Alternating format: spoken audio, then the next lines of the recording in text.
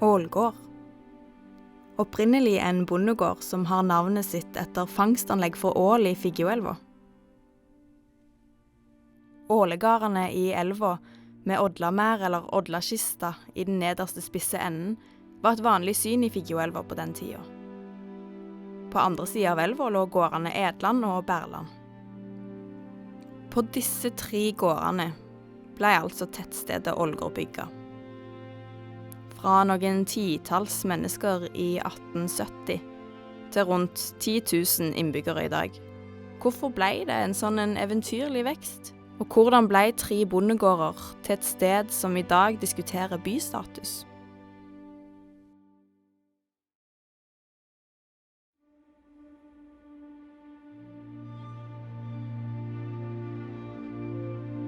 I 1870 begynte industrieventyret på Ålgård.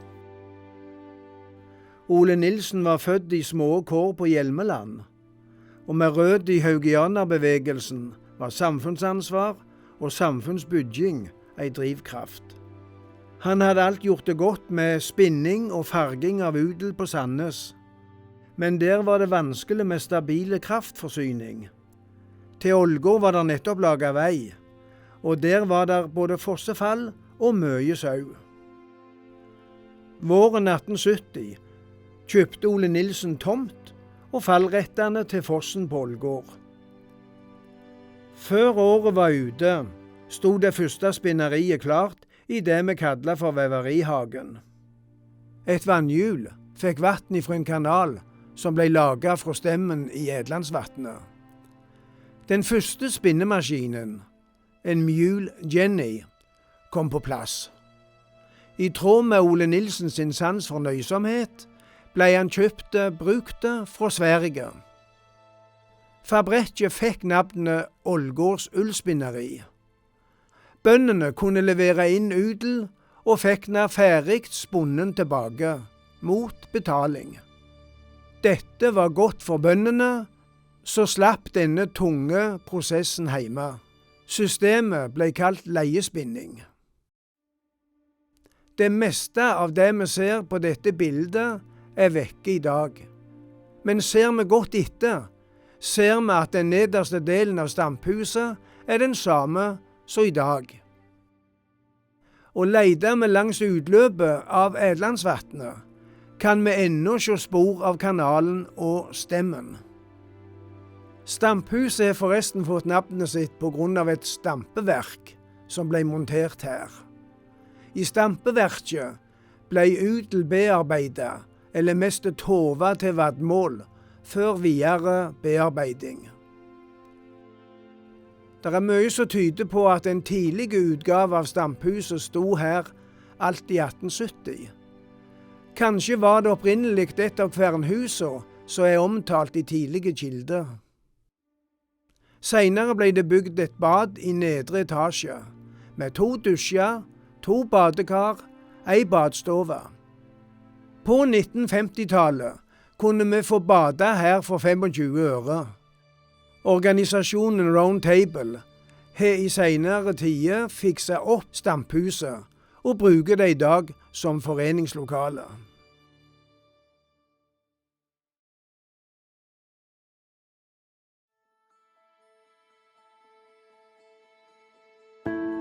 Fabrikken vokste og skiftet etter hvert navn fra Ålgårds ullspinneri til Ålgårds ullvarefabrikker. Snart kjøpte fabrikken seg opp på Edlandstien også, og utvidet virksomheten med veving og farging. Storahuset ble bygget for å huse stadig flere ansatte som kom til Ålgård.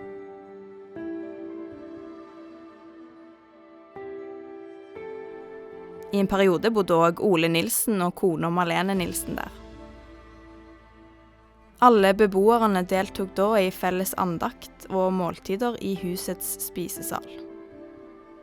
Etter hvert ble Storahuset en kombinasjon av hybler, leiligheter, administrasjon, telegraf og post. Og fra 1987 har Storahuset vært rådhuset i Gjesdal kommune.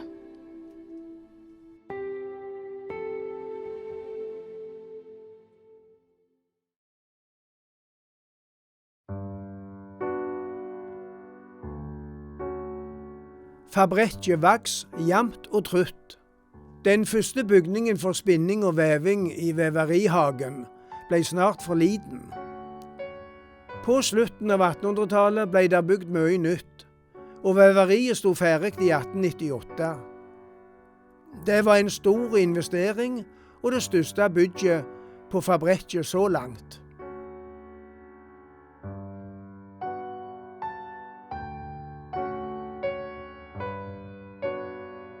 Den 14. juli 1899 skrev den litt anonyme En jente om Ålgård i Stavanger-avisen Vestlandsposten. Ålgård er det travleste sted på hele Jæderen.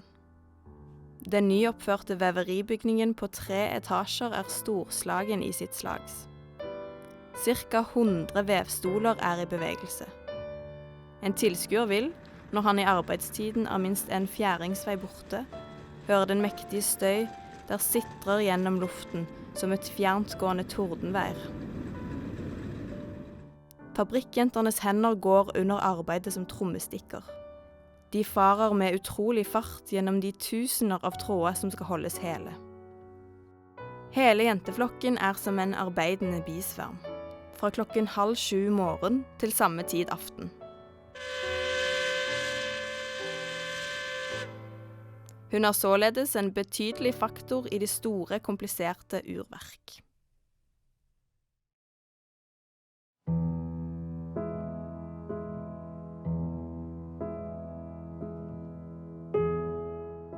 I Nilsabakken bodde sjefene på fabrikken. Men her lå også folkekjøkken, der de ansatte kunne ete middag, eller hente middag til å ta med seg hjem. Selvfølgelig til subsidierte priser.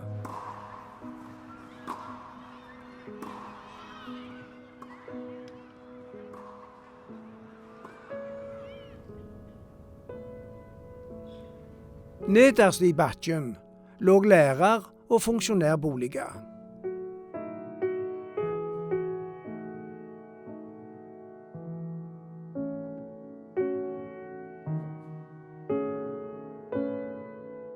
Da første byggetrinn av smia ble bygget på slutten av 1800-tallet, var det snakk om et lite bygg som muligens var et shoddyhus eller et filleriveri. Her rev man opp gammelt tøy til gjenbruk. Etter hvert kom det et tilbygg til dieselmotoren som leverte strøm, og i 1911 ble kraftverkdelen oppført. Det første vannhjulet var for lengst avløst av mer moderne turbiner.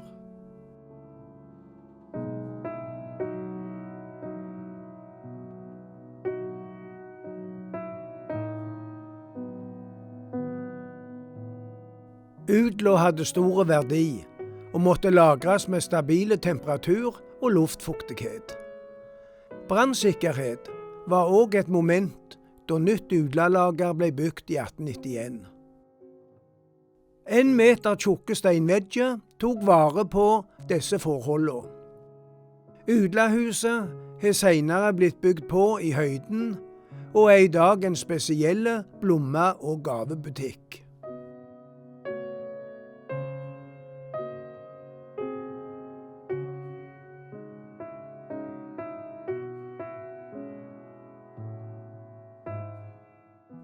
I 1916 skiftet fabrikken navn til DFU. AS De Forenede Ullvarefabrikker. Dette var en sammenslutning av 7 fabrikker flere steder i landet. Initiativet kom fra Ålgård, men av praktiske grunner ble hovedkontoret lagt til Oslo. Vi snakker om et konsern i sterk vekst og med behov for flere ansatte. På Ålgård hadde fabrikken allerede i 1885 bygget skole for ungene til de ansatte, en såkalt bruksskole. Nå var tida kommet for å bygge kirka. Den ble bygget av DFU og lokalbefolkningen, og ble vigslet i 1917. Det som nå kalles Ålgård gamle kirke, er en enkel, men høyreist og samtidig kompakt kirkebygning. Med tårnet skjøvet litt inn i kirkeskipet, og med apsis i koret, er han typisk for Ole Steins kirkearkitektur. Ellers bygde fabrikken turnhall og la til rette for stadion. Og både lege og prest ble finansiert av fabrikken.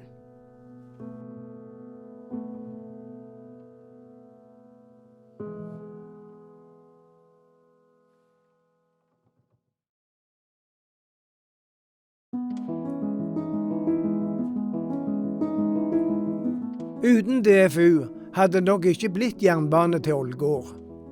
Den kom i 1924, og godt var det, for lastebiltransporten kunne være ganske risikabel til tider. Men jernbane handlet om store inngrep, høye utgifter, noen ganger lave passasjertall. Mye kan gå gale, og jevnt blir jernbanestrekninger nedlagte. Det hendte òg med Ålgårdbanen, der stasjonsmester Christian Ingebretsen bles i fløyta for det siste ordinære passasjertoget fra Ålgård stasjon 1. november 1955. I 1988 gikk det siste ordinære godstoget fra Ålgård, og jernbanesporet som ble høytidelig åpnet av jernbanedirektør Otto Aubert og statsråd Lars Oftedal i 1924, er nå brukt som turvei.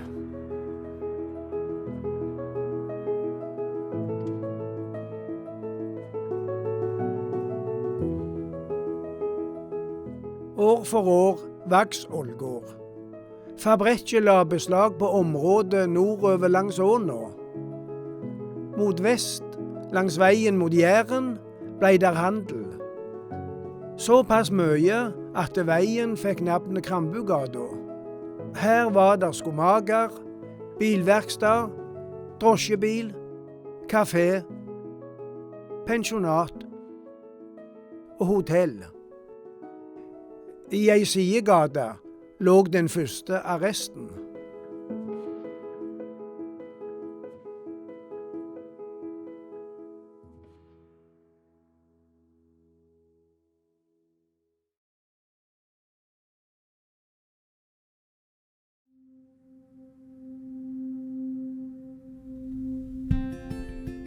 Mot øst, der Flassabekken renner ut i Edlandsvatnet, ble der bygd meieri i 1892.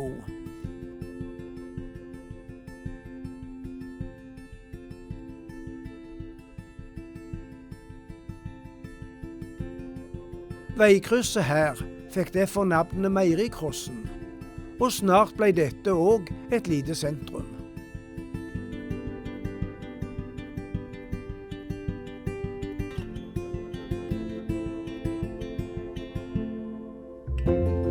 Fabrikken eide mesteparten av Ålgård, og opparbeidet gater, vann og avløp, gatebelysning og brannvesen. Fabrikken solgte òg rimelige tomter til sine ansatte. For 10 øre per kvadratmeter kunne ansatte sikre seg tomt i Fortlandshagen, på Opstad og andre plasser på Ålgård.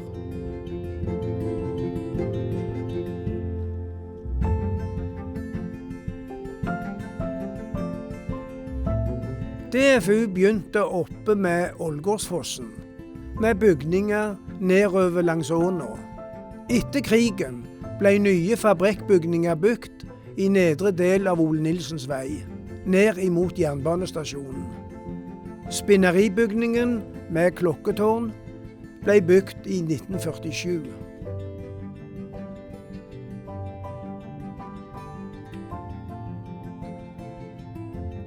På 1960-tallet var det opp mot 1000 ansatte i konsernet sine avdelinger rundt om i landet. På Ålgård ble det bygd nytt veveri og strikkeri i 1970. 5000 kvadratmeter med høyteknologisk tekstilproduksjon på ett plan, med veving og strikking på store og moderne maskiner. DFU var nå 100 år, og hadde fremdeles mange gode år framfor seg. Det store nybygget fra 1970 og spinneriet fra 1947 ble etter hvert til Magneten kjøpesenter. I 2003 var det helt slutt for DFU på Ålgård. I dag er det Norwegian Outlet som har overtaget både veveri, strikkeri og spinneribygningene i Ole Nilsens vei.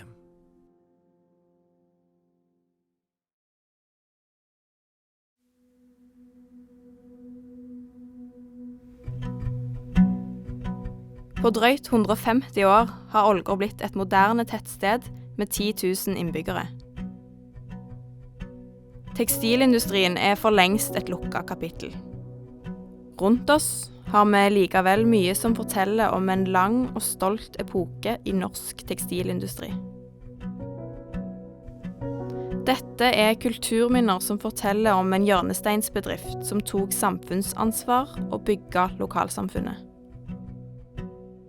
Langs Ole Nilsens vei fra Storahuset til ambassadør Ole Ålgårds plass passerer du flere av fabrikkens gamle bygninger.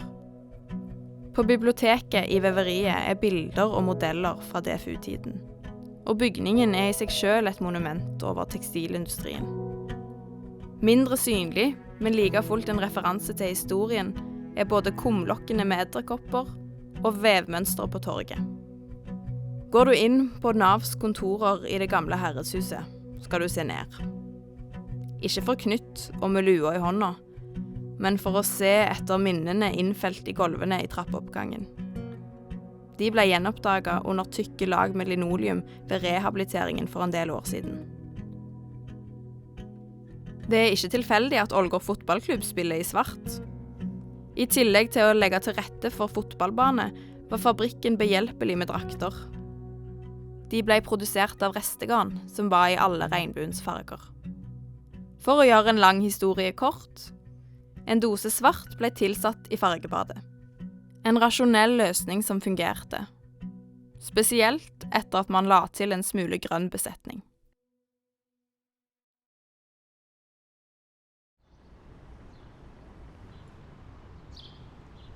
Velkommen hit til ambassadør Ålgårds plass. Etter en digital vandring gjennom Ålgårds historie, gjennom 150 år. Ålgårds historie begynte for nettopp 150 år siden ved at Ole Nilsen kjøpte fallrettighetene og temmet fossen og skapte industri og dermed grunnlaget for et tettsted. Nå er fabrikkene lagt ned og ullindustrien historie, men bygningene står her. I stor grad overtatt av Gjesdal kommune, og ånden etter Ole Nilsen og industrien, den er fremdeles. Gjesdal er fremdeles en udla-kommune, som Gjesdalbuen ville sagt, tror jeg. Temmingen av fossekraften, det var det første kvantespranget i utviklingen av Ålgård og Gjesdal som kommune. Det andre kvantespranget, det har vi her i det moderne sentrum. Med kanalpark, med aktivitetsanlegg for store og små, med en restaurert Loksdal, og et kunstprosjekt som er bak meg, og kjernen i ambassadør Ålgårds plass. Der en har tatt opp i seg vevemønster fra DFU sin historie, og vevd et kunstteppe i tegl, her bak meg. På denne måten forenes fortid, altså tettstedets ullhistorie, med fremtid ved at dette anlegget peker fremover og viser hva Ålgård kan være og skal bli i fremtiden. For dette anlegget fikk vi statens pris for byggkvalitet, og de mente at ikke bare skapte vi et nytt flott sentrum, men vi hadde hatt en fantastisk måte å samarbeide med innbyggerne, med næringsliv og frivillighet. Så når du har fulgt oss gjennom Ålgårds 150-årige historie digitalt, så ønsker jeg deg velkommen tilbake her fysisk, enten du er tilreisende, du er innbygger i Gjesdal eller arbeider her hos oss. Velkommen tilbake.